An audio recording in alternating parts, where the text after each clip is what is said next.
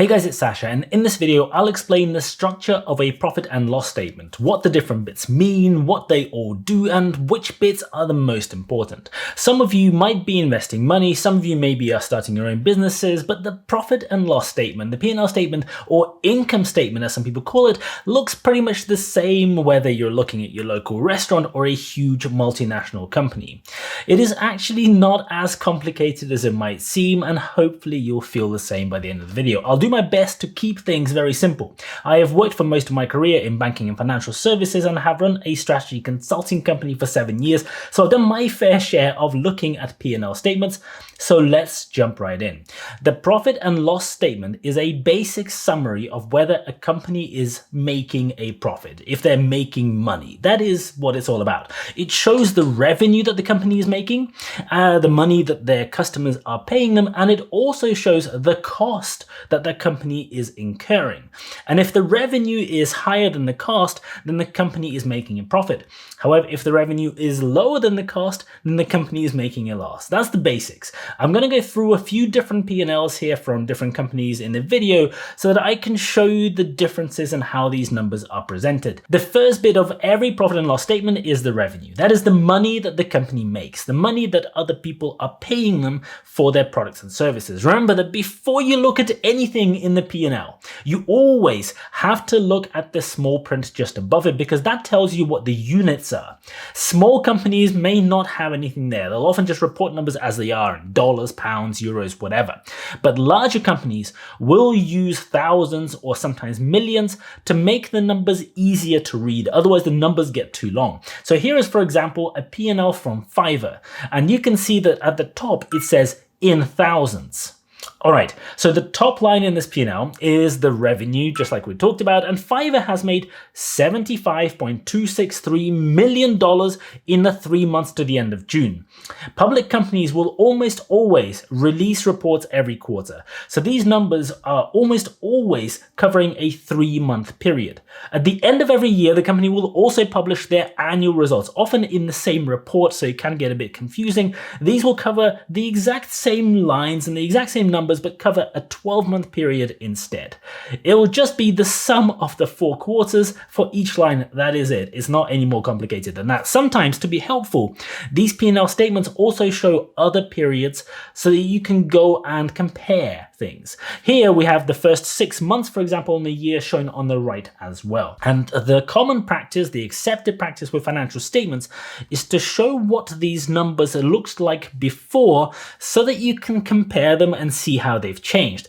Usually you will see the same quarter from last year as the point of comparison, not the quarter before, but the same quarter last year. Sometimes you do see the quarter before. It does vary slightly, but companies often like to compare the same quarter to the same quarter in the previous year, because then you get a sense of what the annual growth is looking like, and because different quarters throughout the year often perform differently.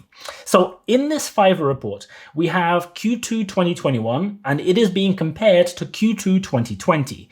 And you can see from the first line that the revenue has grown from $47.1 million to $75.3 million. Remember, the units are thousands, so that thing that says 47,130 is actually $47 million. All right, the next line in this report is also always the same, and that is the cost of revenue. This is the cost of literally making and delivering the product or service to the customer. So if you are a company, for example, that makes cars, I don't know, for example, the second line will be the cost of physically making that car in a factory and then shipping it to wherever it is that the customer just bought it. The whole lot of other costs that exist are further down in the list, but the way to think about it is this. The cost of revenue is the cost of actually making and delivering the thing that the customer is paying that revenue for, but it is only that. So in the Fiverr example, their cost of revenue is $12.5 million. That is pretty low. It is much smaller than the $75 million of revenue. And that is because Fiverr is an online platform, so there isn't all that much cost to providing that service. Certainly not as much as companies that manufacture things, where that cost will be considerably higher as a proportion of revenue. So if you take that cost of revenue away from the revenue line, you get a thing called the gross profit.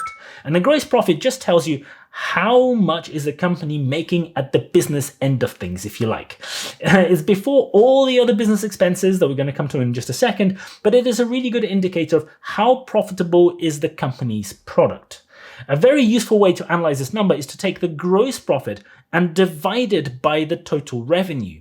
For Fiverr, we take that 62,735 and divide it by 75,263, and we get 83.4%. This is called the gross margin as a percentage. And sometimes people call the actual number the gross margin as well, although I think technically it is not quite correct. But anyway, in tech companies or software companies, this will be very high like it is here. But for most other companies, especially ones that do actual manufacturing, this will be a lot lower because it costs more money to make physical things. I'll show you an example in a second.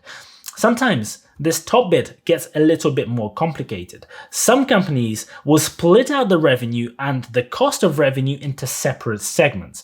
This usually happens if the company has different kinds of thing that they sell, especially when those things have very different gross margins, and that's the reason why they get split out. Here is, for example, the Apple P&L for Q2. You can see that at the top we have two separate revenue lines, one for product and one for services. And then you have the two separate cost of revenue lines as well for exactly the same things. There will always be the same number of lines in each bit when they split it out like that. That way, you can work out the gross margin for each individual business line separately, and then the same for the total as well. They don't help you because they don't show you those numbers, so you'll have to do a bit of math on a calculator. So for Apple, you can see that the product revenue was $63.9 billion. Because see that small print at the top, it isn't in thousands here, it says that this data is in millions. So product revenue is $63.9 billion, and the product cost of revenue is $40.9 billion. So the difference, if you take one from the other, is $23 billion, and that is a 36% gross margin on product because 23 divided by 63.9 is 36%. But if I then look at the services line and do the exact same calculation, we get 17.5 billion in revenue minus that 5.3 billion in cost equals 12.2 billion in gross profit. And 12.2 billion divided by the $17.5 billion of revenue is 69.8%. So you can see the difference right away. Making iPhones, MacBooks, and the rest of it earns Apple a gross margin of 36%. So although it is in dollars a lot more in revenue, the services and software margin is almost double. The interesting thing with Apple is that if you look further down below the main body of the P&L statement, you can see these same numbers broken down by region and by product if you really want to know, but that's not a very common way of presenting this data. And unsurprisingly, iPhone revenue is almost half of the total in here. Anyway, after we get to the gross profit, we then need to look at the operating costs. This is basically the cost of running the business, everything that isn't the cost of physically making and delivering the product. This section will usually have 2 or 3 bits inside it, depending on the company and how they like to report it. It can sometimes have more or other ones, but usually if it does have the other ones, they are pretty small and not particularly important or material. The 2 that always appear in this section are research and development and general admin. Research and development is pretty much what it says in the tin. It is the cost of designing and developing the product. All the people working on new prototypes, developing future products, doing research, maybe coding up new software, whatever, all of that sort of thing. And general admin is, well, it's the cost of running the business. All of your, basic operational costs. Things like having an office, paying staff salaries, and all that kind of boring stuff. Now, sometimes that general admin line also includes marketing cost. But for some companies, they don't like to bundle them all together and they separate it out and it's a separate line. The way you can tell is if that line also includes the word selling usually. So Apple, for example, bundles marketing and all their advertising into the same line. See how it says selling, general, and administrative. But if we then switch back to the Fiverr statement that we were looking at earlier, they split it out into its own line. And so we have one line which says general and administrative with no selling, and a different line for sales and marketing. And that's it. in pretty much every single one of these P&L statements, you will just see 2 or 3 lines like what we've just discussed. And the sum of those is called the operating expenses. That's basically the total cost of running that business.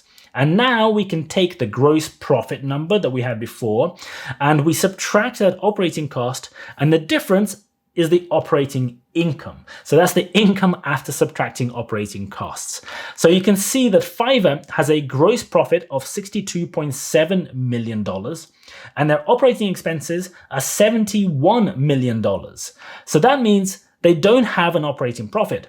They have an operating loss of $8.3 million. They've lost money. And by the way, finance people don't like using minus signs. So if you see numbers in brackets like you can here in any financial statement, that just means it is a negative number. It should just have a minus in front of it. So this 8.3 million here is a minus $8.3 million. All right, so the operating profit is already quite close to the final answer. You know, how much money is the company making? And it's basically a measure of whether the company is profitable before you apply a load of accounting and financial mumbo jumbo that doesn't have much to do with the core business performance.